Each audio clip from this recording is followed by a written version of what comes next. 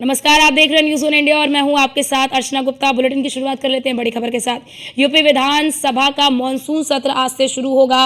2 अगस्त तक ये सत्र चलेगा, यानी कि 2 अगस्त तक यूपी विधानसभा का मॉनसून सत्र चलेगा। 30 जुलाई को योगी सरकार अनुपूरक बजट पेश करेगी। वित्त मंत्री सुरेश कुमार खन्ना अनुपूरक बजट सदन में पेश करेंगे। 1 अगस्त को बजट को पारित किया जाएगा।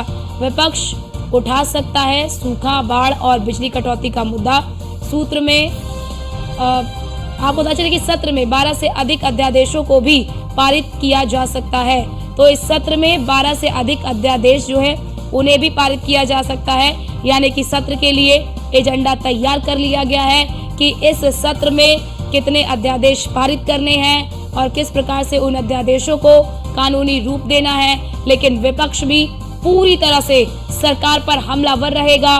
बाढ़, सूखा और बिजली कटौती, ये मुख्य मुद्दे विपक्ष की ओर से हो सकते हैं। विपक्ष इन मुद्दों को लेकर सरकार पर हमलावर हो सकता है और इन मुद्दों को लेकर विपक्ष सदन में हंगामा कर सकता है। हालांकि इन मुद्दों को लेकर सरकार भी पूरी तैयारी के साथ जो है वो सदन में आएगी और विपक्ष के द्वारा तमाम जो मुद्दे उठाए जाएंगे उसका प्रबलता से सत्ता पक्ष की ओर से जवाब भी दिया जा सकता है। क्योंकि देखिए जिस प्रकार के परिणाम आए हैं उत्तर प्रदेश में, उसके बाद ये इस विधानसभा के मॉनसून सत्र की शुरुआत हो रही है। ऐसे में विपक्ष बहुत उत्साहित है और उस उत्साह को सदन में भी दिखाने की कोशिश विपक्ष की ओर से की जाएगी।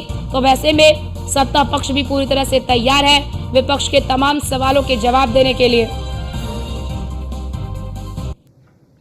और हमारे साथ हमारी संवाददाता स्कंदिता मिश्रा हमारे साथ लाइव जुड़ चुकी है। स्कंदिता, कितने बजे से सत्र की कार्यवाही शुरू होगी और विपक्ष ने क्या रणनीति बना रखी है सरकार को घेरने की?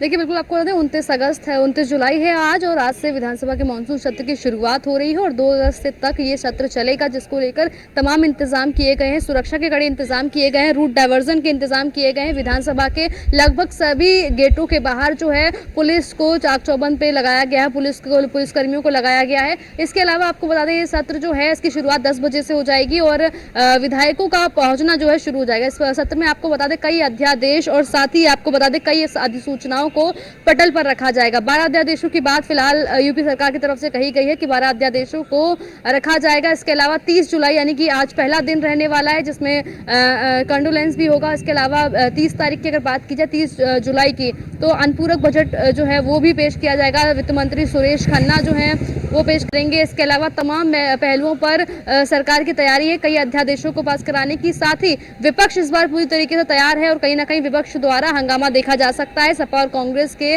विधायक जो हैं इस बार नई रणनीति के साथ आ सकते हैं, क्योंकि नए जोश के साथ अब सत्र में वो नजर आने वाले हैं। सदन में जाएंगे, आज सुबह से जाते हुए दिखेंगे, क्योंकि कल का दिन हमने देखा कितना खास था। कल विधानसभा का नेता प्रतिपक्ष भी चुन लिया गया है, क्योंकि समाजवादी पार्टी के सबसे ज्यादा विधायक हैं, तो ऐसे में उनको चुनना था नेता प्रतिपक्ष, और उन्होंने कल माता प्रसाद पांडे को नेता प्रतिपक्ष बना दिया। मुख्य सचेतक का पद खाली था, उसको भी भर दिया गया कमाल अख्तर के नाम के ऐलान के बाद में। तो अब जो है विपक्ष पूरी तैयारी से आएगा और कहीं ना कहीं नहरों में जो पानी नहीं पहुंच पा रहा है उसका मुद्दा जोरों से उठाता हुआ विपक्ष नजर आने वाला है। कांग्रेस की बात की जाए तो कांग्रेस की विधानमंडल दल की नेता आराधना मिश्रा मोना और उनके एक और विधायक जो है पूरी तरीके से तैयार हैं सरकार को घेरने के लिए, कि किस तरीके से किन किन मुद्दों पर उनको घेरा। पेपर लीक का मसला जो रहा पिछले दिनों, उन पर भी सवाल उठाया जाएगा। इसके अलावा बाढ़ के मुद्दे हैं, जिस तरीके से तमाम उत्तर प्रदेश के कई हिस्सों में बाढ़ से लोग प्रभावित हुए, उसकी वजह से जो लोगों को कठिनाइयां झेलनी पड़ी,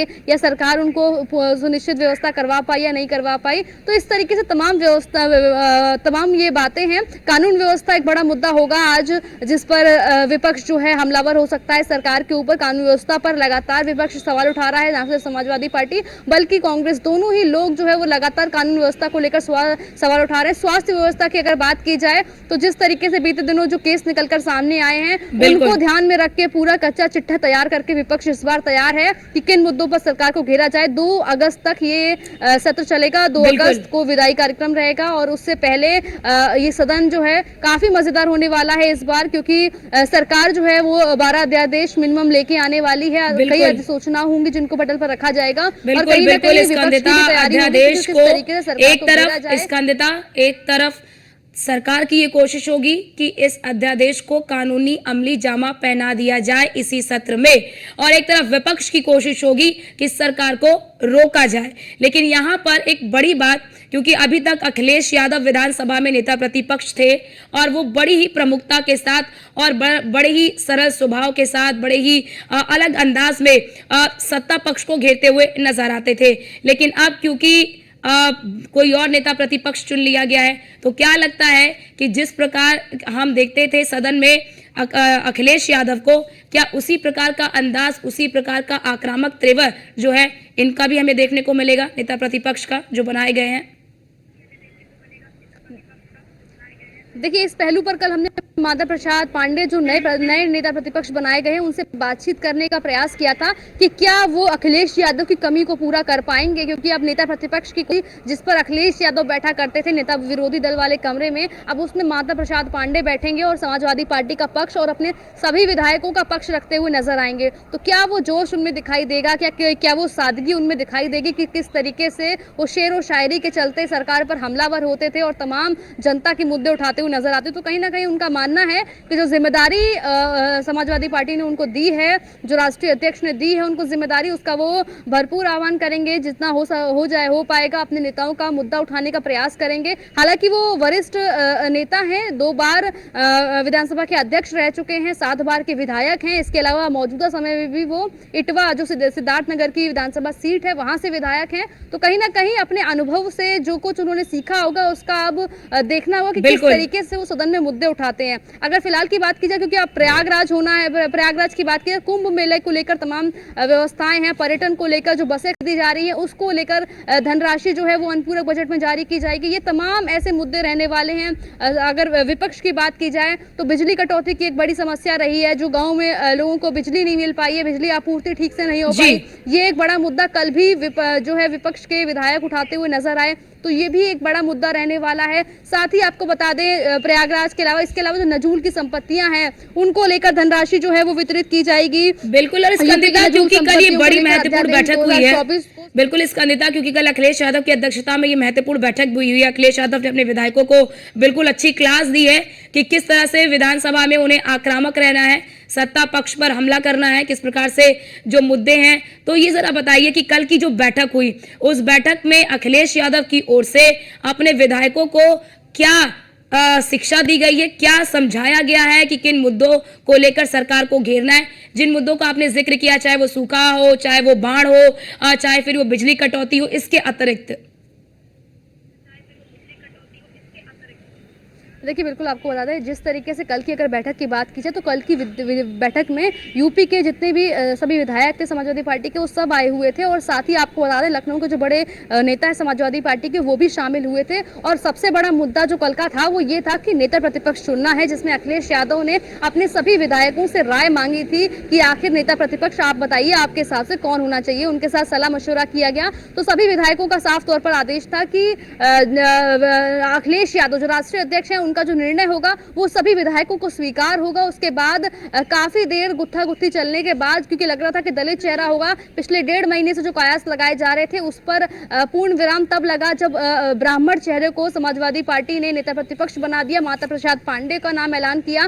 तो कल सबसे बड़ा मुद्दा यही था। इसके अलावा अगर सदन की बात की जाए तो समाजवादी पार्टी के जो नए विधायक बनकर आए हैं, खास करके उनको ट्रेनिंग दी गई है कि किस तरीके से, क्योंकि हम हर बार देखते हैं कि समाजवादी पार्टी के जो विधायक हैं वो हर बार एक नए तरीके से, हर बार एक नए अंदाज में सदन पहुंचते हैं। कभी बैलगाड़ी से पहुंच जाते हैं तो कभी साइकिल से पहुंच जाते हैं, कभी काले झंडे, कभी हरे झंडे। तो हर बार उनका कोई एक नया तरीका देखने को मिलता है। हालांकि इस बार क्या होगा, क्योंकि मानसून सत्र की शुरुआत हो रही है आज से, तो आज उनका क्या कुछ अंदाज रहेगा, कल वो किस तरीके से आएंगे, क्योंकि आज फिर भी शांतिपूर्ण माहौल रहेगा, लेकिन कल जो है कल हंगामे के आसार ज्यादा रहने वाले हैं। तो ऐसे में क्या इस बार नई तैयारी है समाजवादी पार्टी की, कांग्रेस की, क्योंकि कांग्रेस के विधायक हैं, दोनों जो विधानमंडल दल की नेता हैं, आराधना मिश्रा मोना और एक और जो सभी लोग जो है वो तमाम मुद्दे उठाने वाले हैं, जिसमें हमने आपको बताया कानून व्यवस्था का मुद्दा है, स्वास्थ्य का मुद्दा है, नहरों को जो पानी नहीं मिल पा रहा है वो मुद्दा है, बाढ़ का मुद्दा है, इसके अलावा बिजली आपूर्ति का मुद्दा है और रूट डाइवर्जन के भी आज जो पूरे विधानसभा सत्र को लेकर खास इंतजाम किए गए हैं। चारबाग की तरफ से आने वाले वाहनों को का रूट डाइवर्जन ठीक किया है। गया है। बिल्कुल बिल्कुल, स्कंदिता आप नजर बनाए रखिएगा, आपसे अपडेट लेते रहेंगे। फिलहाल आपका बहुत शुक्रिया हमारे साथ जुड़ने के लिए और ये तमाम जानकारी साझा करने के लिए। रुकते हैं छोटे से ब्रेक के लिए, फौरन हाजिर होते हैं। आप देखते रहिए न्यूज़ ऑन इंडिया।